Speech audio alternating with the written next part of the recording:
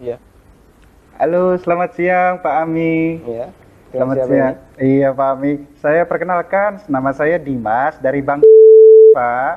Ada apa Mas Boleh Dimas? minta waktunya 2 menit sebentar aja Pak. Saya ada kabar gembira buat Pak Dua Ami nih. menit ya? Iya, monggo. Begini Pak, ceritanya saya ingin menawarkan ada produk kami yang terbaru, Red Card Platinum kami untuk Bapak. Kebetulan Bapak yang terpilih jadi calon nasabah kami. Cashback, melakukan pencairan dana tunai 30 juta 2 hari Pak pencairannya. Gimana Pak? Bapak tertarik? Apalagi ini belum ada bebasan annual fee tahunannya Baik, Pak. baik. Sebelumnya saya boleh tanya dulu ya? Boleh Pak? Nggak masalah ya? Baik. Mas Dimas Muslim? Saya, iya Pak, betul Pak. Muslim ya? Alhamdulillah ya. Kita sama-sama Muslim. Iya Pak. Mas Dimas pernah dengar nggak tentang riba? Iya, pernah dengar. dengar ya? Iya, Pernah kebayang bahaya riba nggak? bahaya riba, iya tahu Pak. Mungkin pernah dengar hadisnya atau ayat Qur'annya? Pak, Pernah. tapi Pak, bagaimana? Masih tertarik Pak dengan kartu kredit platinum kami Pak? Nanti kita lanjutkan. Saya boleh cerita dulu? Ya, boleh, boleh. Ya. Jadi gini Mas Dimas. Coba Mas Dimas bayangkan kalau ada orang yang berzina sama ibunya. Kira-kira respon masyarakat gimana? Semua orang sepakat jelek ya. Gimana? Maksudnya gimana Pak? Kalau misalnya ada orang yang berzina sama ibunya, semua orang akan menganggap dia melakukan perbuatan yang maksiat. Ya bejat itu Pak. Wah, bejat sekali ya. Bejat Pak. Baik, kita sama-sama sepakat untuk itu. Iya. Begini, Nabi SAW menyebut bahwasanya riba itu ada 73 pintu. Pintu yang paling ringan, kata Nabi SAW, dosa riba itu seperti berzina sama ibunya, Mas. Itu nilai dosa riba yang paling ringan. Coba kalau Anda tadi tawarkan 30 juta, itu berapa nilai ribanya? Ya, tapi kan... Saya lanjutkan boleh? Ya. Ya, kita lanjutkan dulu ya. Iya. Saya sebutkan, ini ada beberapa fase kehidupan manusia. Orang yang makan riba semuanya mendapatkan azab dari Allah. Pertama, ketika di dunia, orang yang makan riba itu ditantang perang oleh Allah. Coba Mas bayangkan. Kata Allah Subhanahu wa taala, ya ayyuhalladzina amanu taqullaha wa dharu ma baqiya minar riba. Wahai orang yang beriman, bertakwalah kepada Allah dan tinggalkan semua bentuk riba.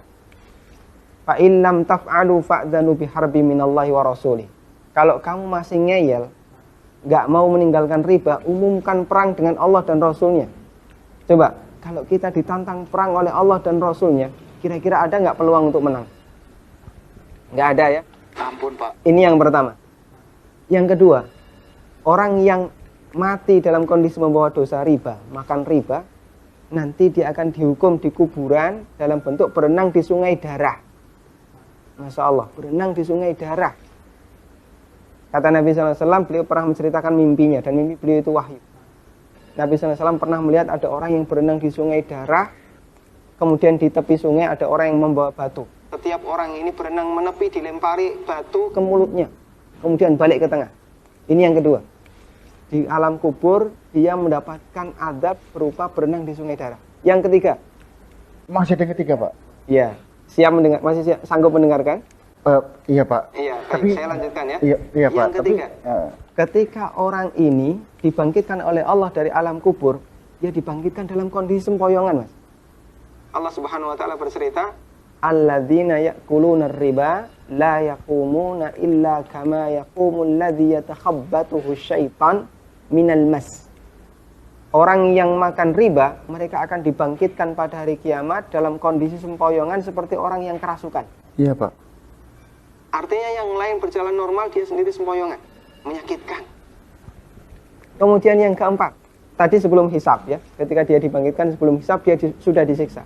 Yang keempat, setelah dihisab, orang yang makan riba itu kan makan harta haram ya. Iya Pak. Makan harta haram, Pak. kita sepakat itu. Kalau kemudian daging kita tumbuh dari sesuatu yang haram, berhak nggak dapat surga?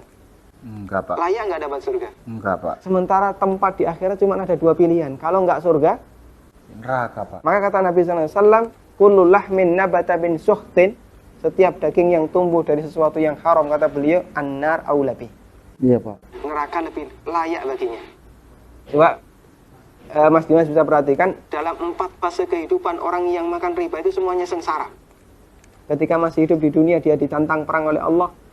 Ketika mati, dia berenang di sungai darah. Iya Pak. ketika dibangkitkan dalam kondisi sempoyongan, setelah hisab dia ditempatkan di neraka. Iya, Pak. Masya Allah. Masih ada tawaran yang lain? Ampun, Pak. Masih dilanjutkan? Ampun, Pak. Mas Dimas bisa renungkan Iya, Pak. beberapa poin yang tadi saya sampaikan. Iya, Pak. Nanti kalau misalnya ada sesuatu yang belum jelas, tidak masalah, hubungi saya lagi. Iya, Pak. Kita akan lanjutkan diskusi tentang riba. Iya, Pak. Bisa? Bisa, Pak. Ya, terima kasih ya. Assalamualaikum. Waalaikumsalam.